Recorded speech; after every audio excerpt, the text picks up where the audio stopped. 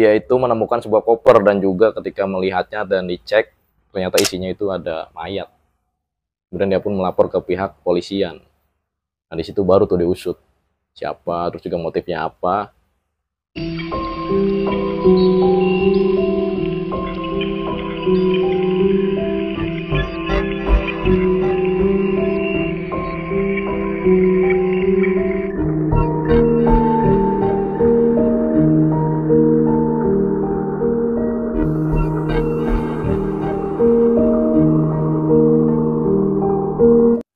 Oke, balik lagi bareng gue Ali di channel Asokat Story. Di video kali ini gue akan membahas kasus mayat dalam koper.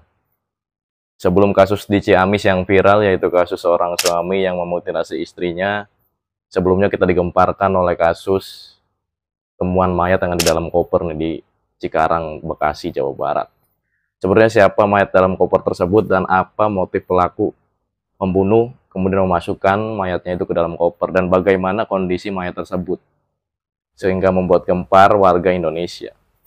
Jujur gue pribadi sangat penasaran ya, karena beritanya tuh sering lewat di Google, sering juga lewat tuh di YouTube. Jadi nongol terus tuh videonya. Seperti biasa, sebelum gue lanjut ke kronologinya dan apa vonis yang diberikan kepada pelaku tersebut, gue akan bahas dulu biografi singkat dari pelaku dan juga korbannya.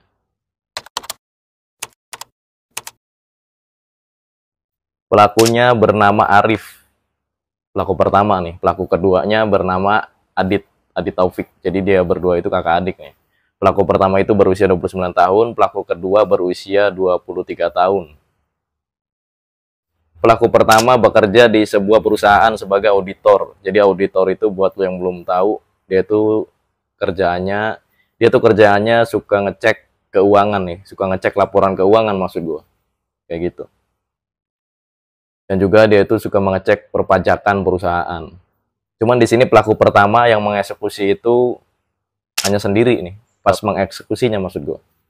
Nah, ketika membuang jenazahnya atau ketika membuang mayat korban ini, baru nih berdua. Sekarang gue bahas biografi singkat dari korbannya. Korbannya bernama Rini Mariani. Sebenarnya sejak tahun 2023, tersangka dan juga pelaku itu sudah menjalin hubungan spesial. Karena pelaku dan juga korban sempat melakukan hubungan suami istri pada tahun 2023. Dan for your info juga, pelaku dan juga korban bekerja di satu tempat kerja yang sama, di kantor yang sama. Nah, ketika itu korban dan juga pelaku janjian pengen ketemu. Yaitu berbincang-bincang sebentar atau bercakap-cakap sebentar.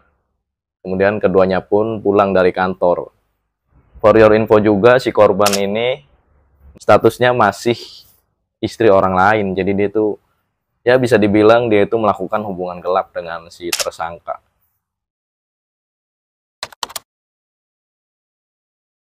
Kita masuk ke kronologinya. Jadi si pelaku dan juga korban melakukan percakapan. Percakapannya isinya adalah janjian intinya. Dia berdua itu janjian ingin bertemu di suatu hotel. Kemudian keduanya pun keluar dari kantor masing-masing. Tapi di sini korban dan juga pelaku nggak bareng, keluarnya sendiri-sendiri kayak gitu. Kemudian setelah keduanya keluar dari kantor, keduanya itu bertemu lagi di tempat yang sama. Nah, setelah itu mereka berdua pun ke hotel tuh bareng. Setelah dalam hotel, mereka pun melakukan hubungan layaknya suami istri. Nah, setelah melakukan hubungan layaknya suami istri, si korban RM meminta agar dinikahi oleh si tersangka yaitu Arif.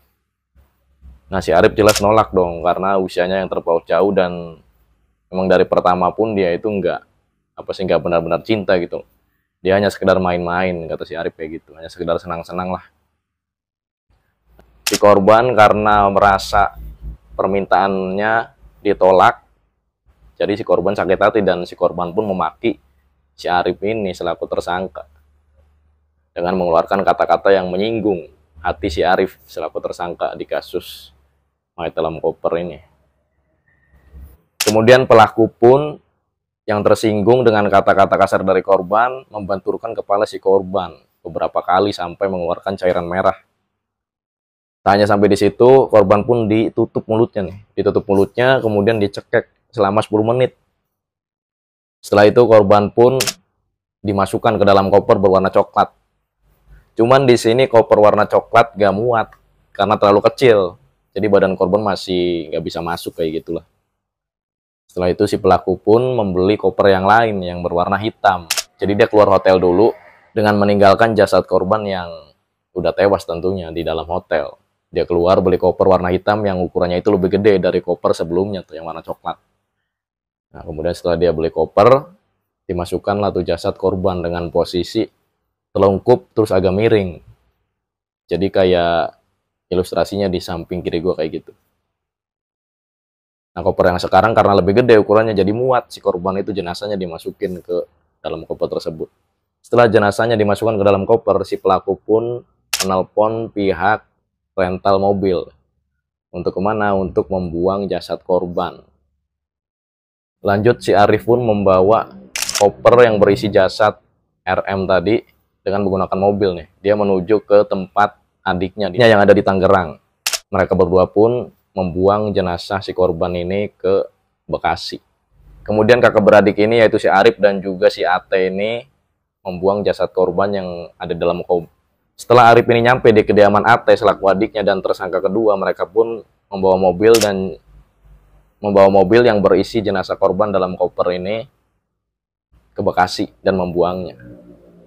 Kedua tersangka membuang koper tersebut di alamat Jalan Kalimalang, Desa Sukadanau, Kecamatan Cikarang, Kabupaten Bekasi, Jawa Barat. Nah, siapa yang menemukan koper tersebut dan juga bagaimana kondisi dari korban yang dimasukkan ke dalam koper tersebut? Yang menemukan koper tersebut adalah petugas kebersihan setempat. Ketika petugas kebersihan melakukan pekerjaannya seperti biasa, dia itu menemukan sebuah koper dan juga ketika melihatnya dan dicek, ternyata isinya itu ada mayat. Kemudian dia pun melapor ke pihak kepolisian. Nah, di situ baru tuh diusut siapa, terus juga motifnya apa. Lanjut, gimana sih kondisi mayat yang ada di dalam koper tersebut, apakah dimutilasi atau masih utuh? Ternyata ketika pihak kepolisian mengeceknya, kondisi korban yang ada dalam koper tersebut masih utuh. Hanya saja korban itu ya seperti yang gue bilang tadi di awal durasi video, korban itu posisinya telungkup dan juga agak miring. Mungkin si pelaku memposisikan korban seperti itu agar muat dimasukkan ke dalam koper. Vonis yang diberikan pihak kepolisian kepada kedua pelaku maksud gue, adalah 20 tahun penjara. Buat lo yang ingin menambahkan, silahkan tambahkan di kolom komentar di bawah. Dan buat lo yang suka dengan video gue, pasti udah klik tombol subscribe dan logo bel yang ada di sampingnya gue Ali. Kita ketemu di video berikutnya. Terima kasih.